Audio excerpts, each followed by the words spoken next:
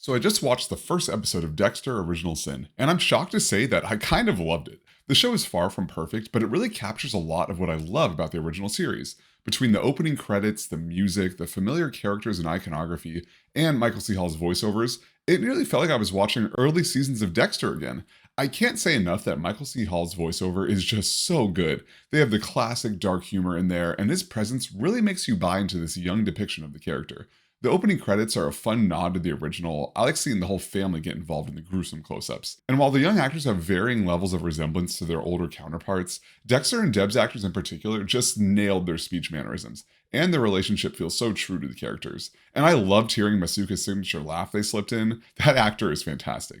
Now, the show is far from perfect. I found the scenes without Dexter that focused on the police headquarters and the crimes more subpar.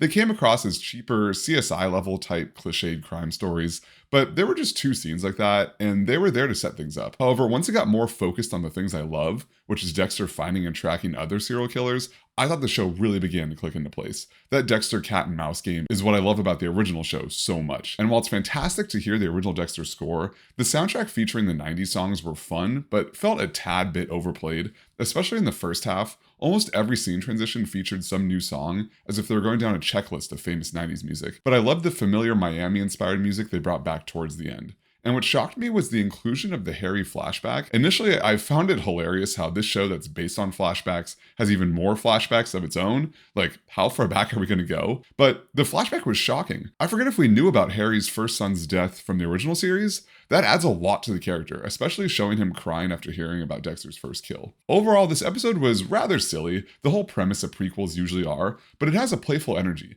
and that resembled the fun tone of the original. While that one was darkly funny, but more dramatic, this one borders on slightly more campy. And one last thing, I don't know if the show needed the opening framing device, that after the events of Dexter New Blood, Dexter lived, and this series is his life flashing before his eyes. I suppose it justifies their narration, but I would have been fine without it. And it also reminds me that I'm not too excited about them bringing Dexter back from the dead, yet again. First time he rode into that storm, this time he's shot. Will he ever stay dead? But that's a topic for the other upcoming series, Dexter Resurrection.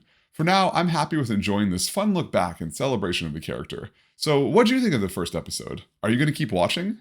If you like this video, leave a like, and click here for more videos that explore all things sci-fi, fantasy, and horror.